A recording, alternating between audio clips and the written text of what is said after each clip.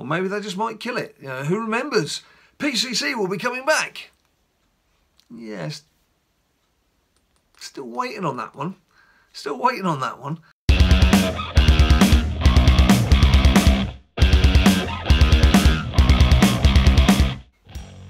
People, welcome to another edition of the Finger Tapping Frenzy that we all know and love as WWE SuperCard. With me, Big Jim, here at BadLadDad HQ.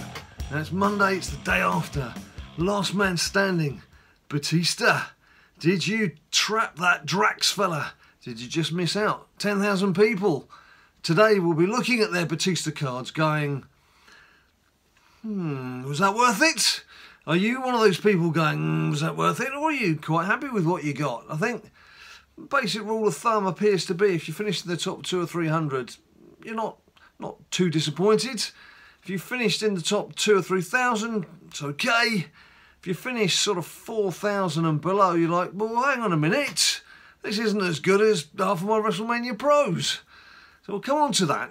But also, today's video, in fact right now, because I can't wait, because I've been waiting since yesterday to do it, but I've saved it for you guys. I've got a King of the Ring win to celebrate, and I'm still, forget Nia Jax as a pro, that was an event card, but you know, people had a chance to go for that. I still don't have a WrestleMania 34 pro female. If we just have a look at my cards, my top girls are still these Titan lasses.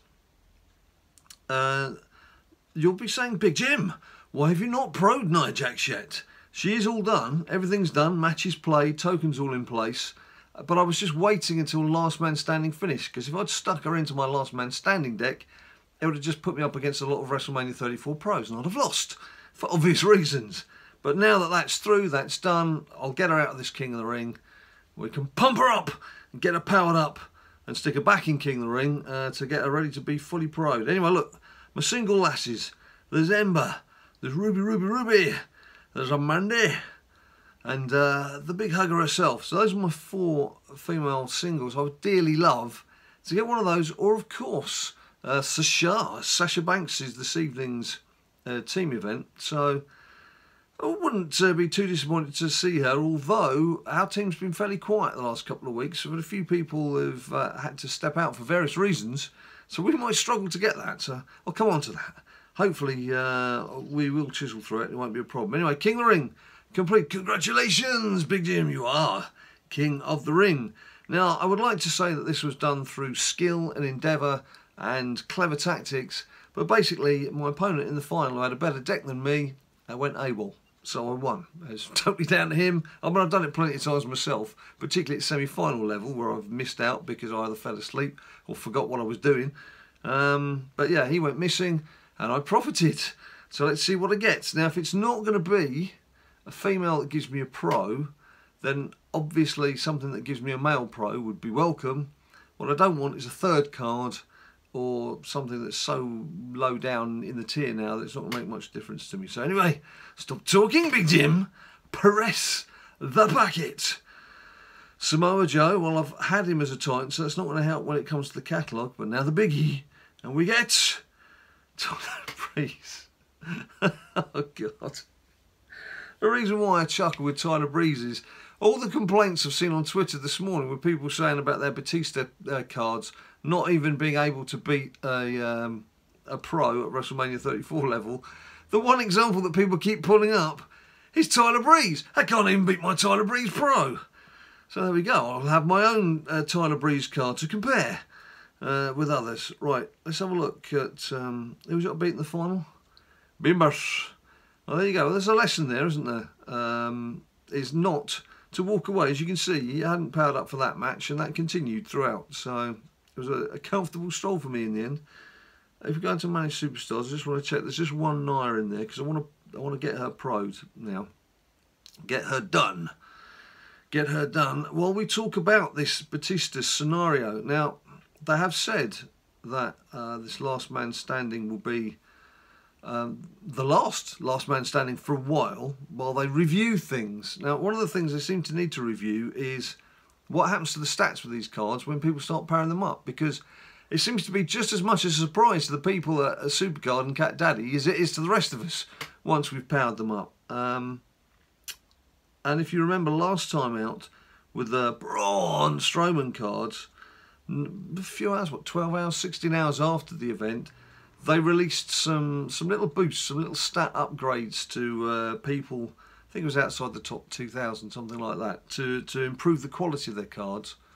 I have a feeling they might need to do something again. In fact, by the time this video comes out, they may have already done it, because the complaints I've seen on Twitter, people aren't happy. But also, I've got Ninja Boy's card as an example. Let's just get this done.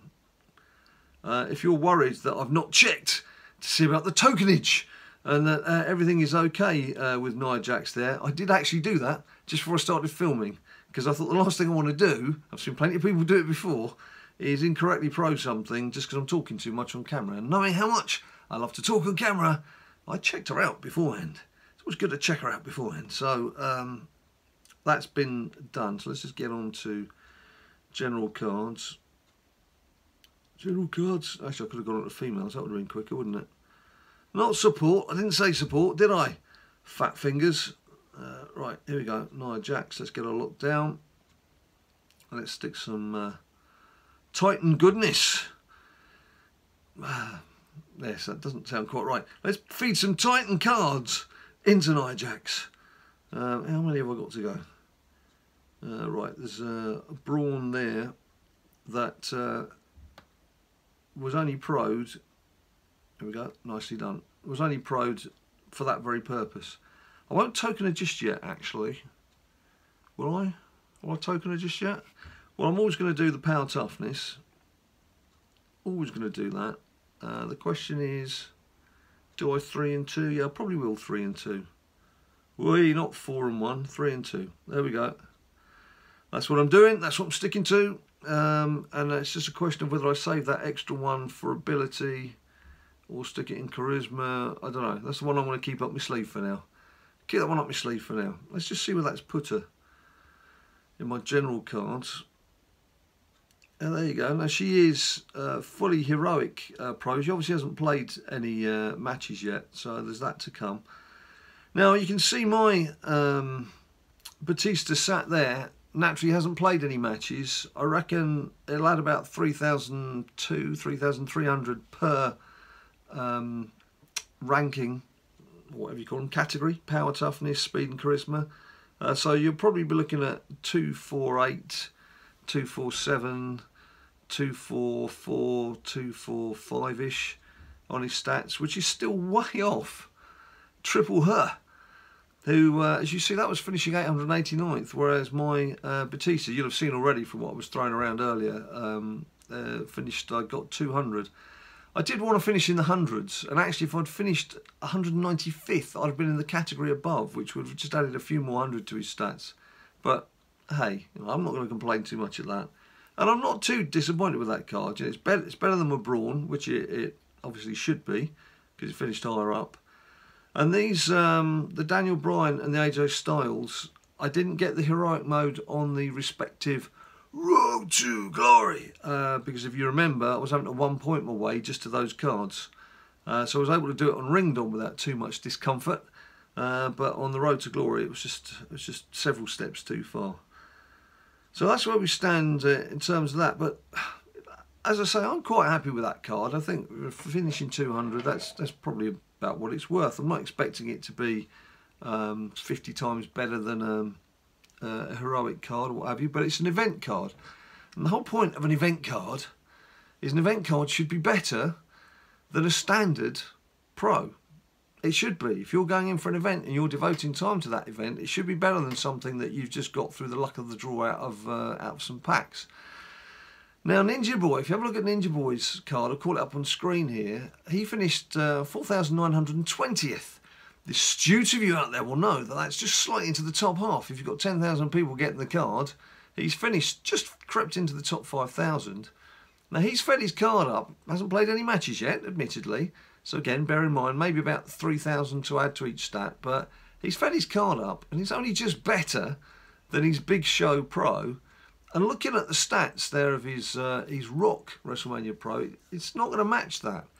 So it's going to end up with what is going to be not a bad WrestleMania Pro type equivalent, but it's not an event card. Even if it was just like 1,000 better than the top standard WrestleMania 34 card on each stat, that's something. Then at least, you know, you've chiselled your way through an event, 4 days of an event, to get something that's worthwhile. Now, people come on and say, yeah, but normal event cards, you've got to do it over 2 weeks, you've got to go through heroic mode and what have you. I'm not saying it should be better than all the heroic cards, although it's clearly better than cards where I've had one bash at heroic. I'm not saying it should be better than the heroic cards, but it should be better than the standard WrestleMania 34 cards. So I'm hoping someone at Cat Daddy has sat down and looked at all the comments, particularly all the tweets that have been headed in my direction, some of the other YouTubers, with people complaining about their cards, and they've come out with a little update and a little upgrade like they have before.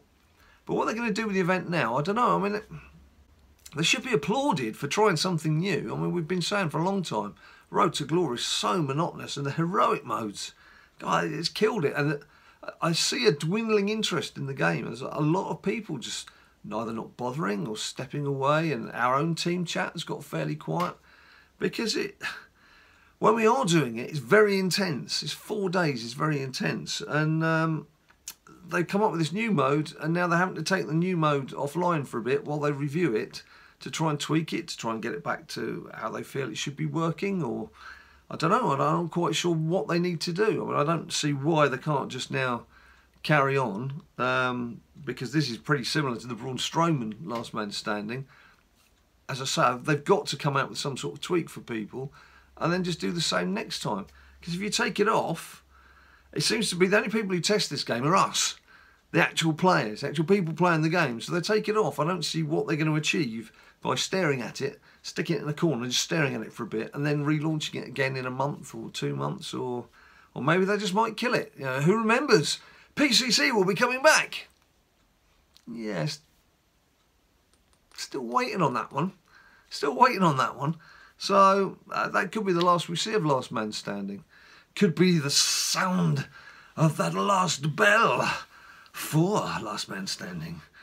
So I don't know. I don't know where we're going with that. There was a specific reason, though, why just myself and Ninja were really keen to try and get this card. And that is because, not this coming weekend, but following weekends, whatever the event card is over these next 2 weeks, in 2 weeks' time, we're away for the weekends. And we're going to be down by the coast in southern England. And we're going to be wanting to get fresh air and be out and about and doing stuff and enjoying ourselves, not sat indoors doing finger-tapping frenzy throughout the entire weekend. So the obvious answer is just write off whatever the next event card is.